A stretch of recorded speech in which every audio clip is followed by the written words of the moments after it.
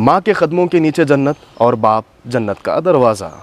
ये वाहिद दो हस्तियाँ हैं जो अपनी पूरी ज़िंदगी अपने औलाद की ज़िंदगी बनाने के लिए गुजार देती हैं, लेकिन एक वक्त गुज़र जाने के बाद यही वो बच्चे अपने माँ बाप को रास्तों पे या फिर किसी ओल्ड एज होम पे छोड़ देते हैं।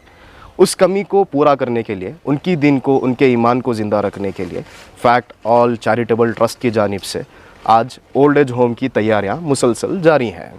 उसके आज हमारे साथ उसके चेयरमैन मोहतरम साद साहब मौजूद हैं। जानते हैं क्या तैयारियां हो रही हैं, क्या फैसिलिटीज़ देंगे और क्या चीज़ों का एहतमाम बनाया जा रहा है। रेहान साहब, सबसे पहली बात तो खुशी है कि आप आए, अपना कीमती वक्त निकाल कर। मैं आपका तहे दिल से शुक्रगुज़ार हूँ। चंद बातें मैं शुरुआत में बेसिक तौर पर अर्ज़ कर देना चाहता हूँ। ये हमारा जो इदारा है फेथ ऑल चैरिटेबल ट्रस्ट है, जिसके हम 3 ट्रस्टी हैं और सब खादिम के तौर पर यहाँ पर काम कर रहे हैं। और ख़ास बात ये बता देना चाहता हूँ, अक्सर जगहों पे ये बात फैली है कि हम ओल्ड एज होम बना रहे हैं। हम डिस्ट्रीब्यूट सेंटर बना रहे हैं। ओल्ड एज होम में और डिस्ट्रीब्यूट सेंटर में फ़र्क ये है कि ओल्ड एज होम वो है जहाँ पर सिर्फ बूढ़े लोगों को रखा जाता है। हम डिस्ट्रीब्यूट सेंटर यानी बेसहारों का घर, हो सकता है कि 40 साल की एक हमारी माँ, हमारा एक भाई रोड पर आ गया है किसी वजूहात की वजह से, ऐसों के लिए भी एक ऐसा घर हो जहाँ पर इनको 3 वक्त की रोटी रोज़ी मिले, छत मिले, धूप से बारिश से बचे और उनकी ईमान की हिफाजत भी हो। बहुत जगह पर यह बात आ रही कि कितने सारे ओल्ड एज होम है, नया बनाने की क्या ज़रूरत है। मुसलमानों का एक भी नहीं है। बहुत सारे तो है जो अपने एक लिमिटेड अंदाज में वो लोग चला रहे हैं जी। आशियाना है या फिर कोई और दूसरे आईएसी वाले चला रहे हैं, जिनकी एक लिमिट होती है, इतने अहबाब होना चाहिए। आपके पास क्या? जी, मैं शायद अपनी बात मुकम्मिल कर दूं तो शायद और अच्छे अंदाज में बात पहुंच जाएगी, क्योंकि किसी को तकलीफ़ भी ना हो। मुसलमानों के मैं समझता हूं हिंदुस्तान में बहुत सारे हैं ओल्ड एज होम हैं, उनकी ताकत के हिसाब से अल्लाह उनको जज़ाए खैर दे चला रहे हैं। लेकिन हम जिस निज़ाम को लेकर अब शुरू किए हैं, एक लिमिटेड नहीं बल्कि कम से कम 500-600 बेड का जो है एक ऐसा हो कि भाई रात के अंधेरे में कोई फ़ोन कर दे कि एक माँ बारिश में भीग रही है, रोड पर है, हम बिला झिझक हमारे पास इतनी जगह हो कि ऐसे बेसहारों को लेकर आकर हम रखें। और ऐसे कितने लोग हैं जो घर भटक कर रास्ते पर आ जाते हैं। ज़रूरी नहीं है कि किसी के औलाद ने उनको छोड़ दिया है, घर भटक गए हैं, अब वो रोड पे किसी को मिले हैं, लेकिन लेकर जाकर कहाँ रखें, ये लोग तलाश में परेशान रहते हैं। बेंगलुरु शहर के अंदर एक ऐसा इदारा हो जहाँ पर कम से कम उनको ला कर रखें, या सोशल मीडिया के ज़रिए से उसे जब आम किया जाए कि ये माँजान मिले हैं, ये बाप मिले हैं, तो ये रिश्तेदार आकर लेकर जाते हैं। मैं इस बात में एक पॉइंट ये ऐड कर देना चाहता हूँ, मेजॉरिटी हम बचपन से ये सुनते आ रहे हैं कि बच्चे माँ बाप को छोड़ देते हैं, लेकिन जब काम करने के लिए हम मैदान में उतरे हैं तो ये भी हकीकत सामने आई, कई माँ बाप के बच्चे जीते जी, यानी माँ बाप जिंदा हैं, उनके बच्चों का इंतकाल हो गया, ये बूढ़े हो गए, अब इनका कोई पूछ कर देखने वाला नहीं है। और ऐसे भी हमें बूढ़े शख्स माँ बाप मिले जिनको औलाद ही नसीब नहीं हुई, बच्चे ही नहीं। क्या ऐसे भी लोग मिले होंगे? देखिए, जस्टिफिकेशन तो मर्द हजरात के लिए आसान हो जाता है, लेकिन औरत के लिए काफ़ी ज़्यादा मुश्किल होता जा रहा है। नहीं, जो आप सवाल कर रहे हैं उसका तो असल जी, जो आपका जो सवाल कर रहे हैं, जाहिर सी बात है रायन साहब जो सवाल कर रहे हैं, ये जो आप तदफीन कर रहे हैं लावारिस लाशों की, इसके ऊपर आप सवाल कर रहे हैं कि भाई मर्द का इंतकाल हो गया, उसकी आइडेंटिफिकेशन हो जाती है, उसकी सुन्नत से मालूम हो जाता है कि भाई ये मुसलमान है, तो मर्दों को तो लेकर आकर तदफीन कर रहे हैं। बड़े दर्द की बात है, औरतों की कोई आइडेंटिफिकेशन नहीं होती। अगर कोई औरत जिंदेपन में जीते जी में उसने ये कह दिया कि मैं फ़ातिमा हूँ, मैं आयशा हूँ, मैं फ़लाँ हूँ, तो मुसलमान डिक्लेयर किया जाता है। अगरचे मौत हो गई और कोई जिस्म से कोई चीज़ नहीं मिली, यानी बुरखा नहीं मिला या कोई आइडेंटिटी कार्ड कुछ नहीं मिला, ऐसे बॉडियों को जला दिया जाता है। वो चाहे कोई भी धर्म हो या कोई भी धर्म के हो, गवर्नमेंट का कानून ये है कि उन बॉडीज़ को कि कहाँ लेकर जाकर दफनाएंगे, आइडेंटिफाई नहीं हुआ किस धर्म से, नहीं मालूम, कंट्रोवर्सी पैदा हो जाएगी। हिंदू केस में लेकर जाएंगे तो वो ऑब्जेक्शन करेगा कि क्या पता ये मुसलमान है, मुसलमान क्या लेकर आकर तदफीन करे तो ये ऑब्जेक्शन करेंगे क्या पता ये हिंदू हो। तो गवर्नमेंट ने एकदम सेकुलर को मेंटेन करते हुए एक मशीन है, बॉडी को लेकर जाकर रख दिया जाता है, मशीन का बटन दबाया जाता है, थोड़ी देर में जिस्म को राख कर दिया जाता है। तो आज हमारी असल फ़िक्र ये है कि हम लावारिस लाशों की तदफीन तो कर रहे थे, हम नहीं, शहर के अंदर और भी बहुत सारे खादिम हैं जो माशाल्लाह छुप कर रहे हैं, अल्लाह उनको भी जज़ाए खैर दे। हम दिखाकर इसलिए कर रहे हैं कि इस टीम को हम बड़ी करना चाहते हैं। आज जिंदेपन में कर रहे हैं, हम मरकर जाने के बाद में भी ये नौजवान आने वाली नस्ल पीढ़ी इस काम को लेकर, इस लेगेसी को लेकर आगे बढ़े। हम मरने के बाद में लेकर आकर तो तदफीन कर रहे हैं, जिंदेपन में हम क्या कर रहे हैं। तो इसलिए हमने ये फैसला लिया था कि हम एक बेसहारों का घर बनाएंगे। रोड पे इंसान पड़ा है, जिस हाल में पड़ा है पहले उसको हम लेकर आ जाएं। यहाँ पे क्या क्या चीज़ें आप मुहैया कर रहे हैं? देखिए, सबसे पहली कोशिश तो मैंने आवाम से अपील ये की थी कि हमें 1 करोड़ रुपए की रकम चाहिए, जिसे हम एक ख़ास ज़मीन 1 एकड़ की ख़रीदना चाहते हैं और वहीं पर बेसहारों घर बनाना चाहते हैं। तो शायद वो फुलफिल अमाउंट नहीं हुआ, तो हमें लगभग 22-23 लाख के करीब रकम जमा हुई। तो फिर हम खामोश बैठना भी नहीं चाह रहे थे कि अब इतना लंबा अमाउंट जमाना है और महीने महीने गुजारना है और चारों तरफ से लोगों के इल्ज़ामात, खा गए पी गए फलां फलां, हम उनको भी उस गुमराही में डालना नहीं चाहते। इल्ज़ाम लगाने वाले को भी गुनाहों से बचाना चाहते हैं। जो इल्ज़ाम लगा रहा है ना, बेचारा वो बेबुनियाद इल्ज़ाम लगा रहा है, नादान है, उसको भी गुनाहों से बचाना चाह रहे हैं। इसलिए हमने ये फ़िक्र की हमारे जमात के साथियों ने कि हमें काम तो करना है, रेंट की जगह लेते हैं। तो रज़ाक साहब पढ़ में आप अभी इस वक्त खड़े हैं, माशाअल्लाह हम खड़े हैं यहाँ पर। ये 10,000 की स्क्वायर फीट की जगह 50,000 के रेंट पर हमने इसको लिया है अल्हम्दुलिल्लाह। 40,000 करें करके हम उनसे बार बार रिक्वेस्ट कर रहे हैं, दुआ करिए कि वो 40,000 में हो जाए इंशाल्लाह। तो अब यहाँ पे क्या क्या चीज़ें? तो रेंट की जगह लिए हैं, लेकर जो है यहाँ पर ये जो आपको 2 स्ट्रक्चर्स नजर आ रहे हैं, ये जो ब्लॉक में दिख रहा है और एक आपको शीट में दिख रहा है, वो लेडीज विंग बनेगा जहाँ पे मस्तूरात को रखा जाएगा। हाँ, लेडीज ब्लू कलर की शर्ट बिना धर्म देखे रखा जाएगा। ये बात मैं क्लियर कर देना चाहता हूँ। इंसानियत के लिए काम कर रहे हैं, इंसानियत के लिए, मुसलमानों के ईमान की हिफाजत करना चाह रहे हैं। दूसरे धर्म के लोगों के साथ कोई छेड़छाड़ी नहीं है, वो अपने आप में रहे, अपने आप में अपने भगवान की भक्ति कर ले। लेकिन मुसलमानों को क्या है कि मुसल्ला बनेगा जहाँ पर वो 5 वक्त की नमाज़ पढ़ें, रमज़ान आएगा, सहरी हो, इफ्तारी हो, रोज़े रहें और अपनी आखिरत की तैयारी करें। वो लेडीज़ का ब्लॉक हो जाएगा। ये जो है अल्हम्दुलिल्लाह जेंट्स का ब्लॉक होगा। जैसे सेंटर में आप जगह देख रहे हैं, यहाँ पे पिलर, यहाँ पे एक वॉल आएगी। यहाँ पे हाँ, यहाँ पे यहाँ पे एक वॉल आएगी। ये ब्लू शटर और इसके बीच में वॉल आ जाएगी। यहाँ जो मर्द हजरात रहेंगे उनकी नज़र तक नहीं पड़नी चाहिए वहाँ पर। फुल सिक्योरिटी का इंतजाम कर रहे हैं। तो पूरा दीनी माहौल आप लाना चाह रहे हैं यहाँ? देखिए, एक इंसानी माहौल, दीनी माहौल, जहाँ पे औरतें महफूज रहें। ये एक निगाहों के पर्दे की बात नहीं कर रहा हूँ मैं। अल्लाह ना करे कोई हमारे यहाँ मर्द आए जो जहनी कमज़ोर है, अगर उनकी जान पर हमला कर दिए, उनके जिस्म पर हमला कर दिए, कुछ भी हो सकता है ना। ये सिक्योरिटी है कि उनकी इज्जत भी महफूज रहे, उनकी जान भी महफूज रहे। तो ये पूरा कॉम्पाउंड का काम चल रहा है अल्हम्दुलिल्लाह। ये लेडीज़ विंग हो गया और ये जो है जेंट्स विंग हो गया। अब इसमें भी क्या कर रहे हैं हम लोग, इसमें 2 पार्टीशन कर रहे हैं, बीच में एक वॉल आएगी यहाँ पर। ठीक है, एक 8 फीट की 10 फीट की समझ ले वॉल रहेगी। राइट साइड का टोटल आइसोलेटेड एरिया रहेगा, जहाँ पे जो बहुत ही मरीज इंसान है उनको टेक केयर के लिए, उनको सेहतमंद लोगों को यहाँ पे रखा जाएगा।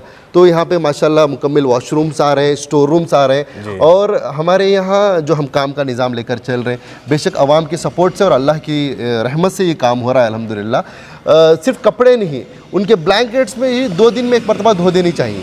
हाँ, ऐसा नहीं है कि 1 हफ्ता 2 हफ्ते वो ब्लैंकेट वो ओढ़ रहे हैं।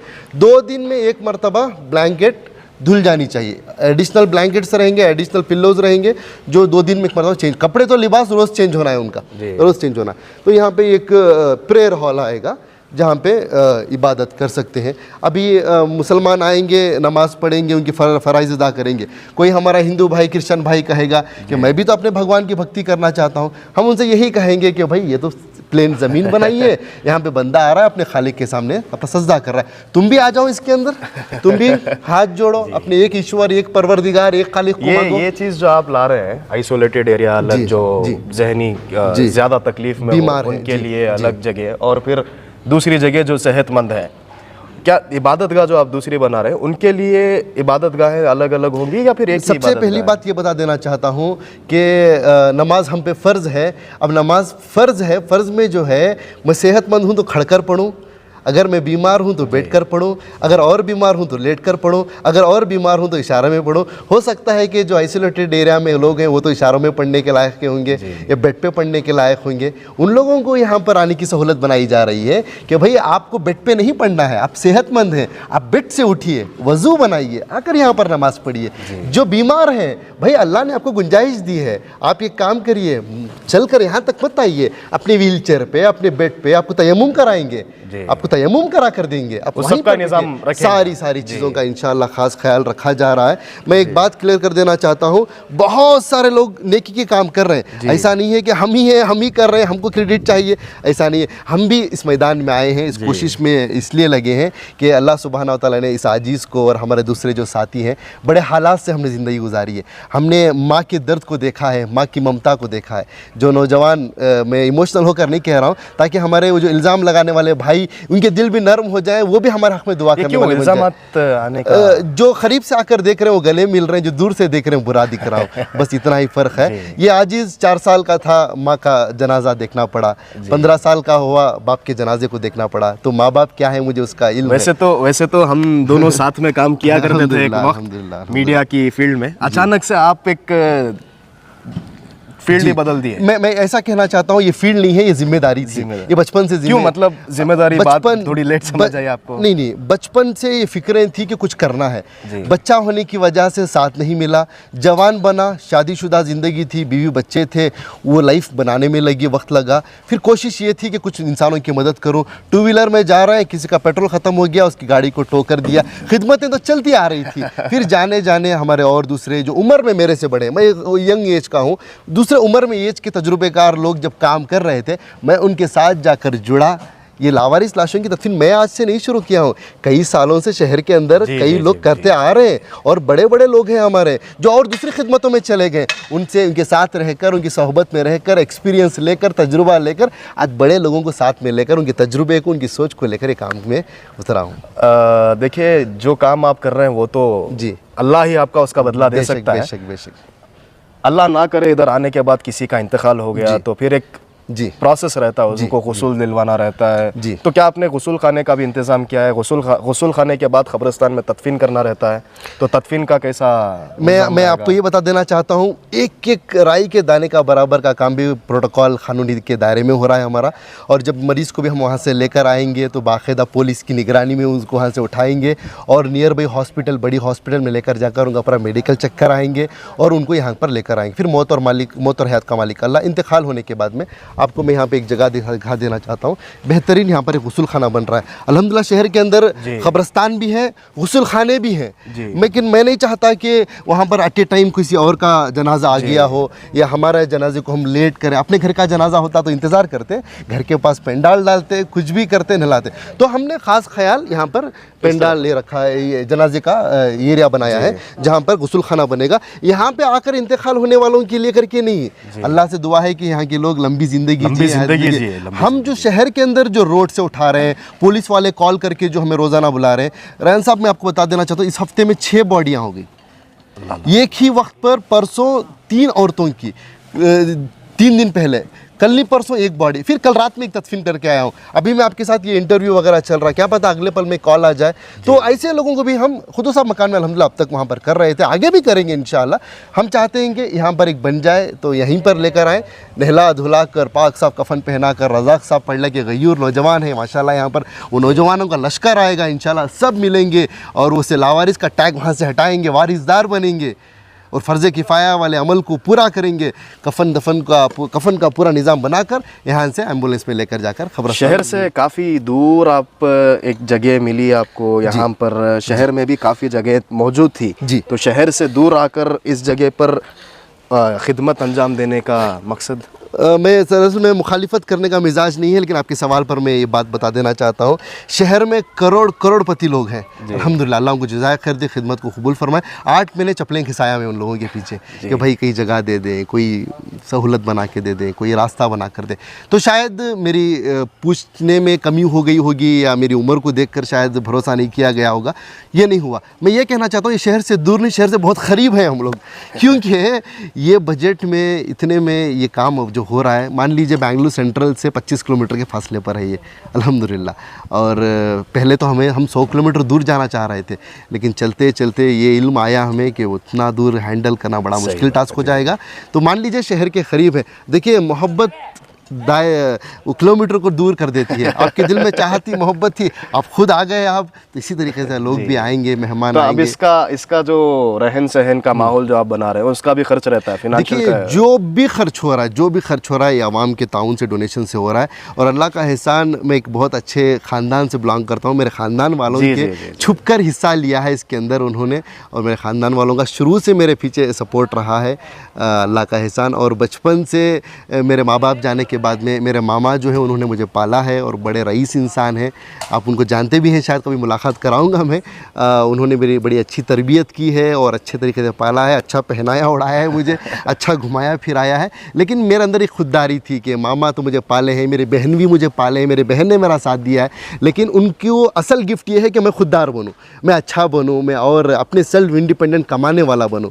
तो अल्हम्दुलिल्लाह मैं मुलाजिमत में भी रहा, मैं ऐसा कहूँगा कि इतनी मालदारी होने के बावजूद भी फुटपाथ से ज़िंदगी का बिज़नेस शुरू किया, आलीशान दुकान शॉप भी ओपन किया, फिर वक्त हालात जैसा चैनल था हमारा उससे अप्स डाउन हुए। क्यों, ज़रूरत क्या लगी आपको अचानक?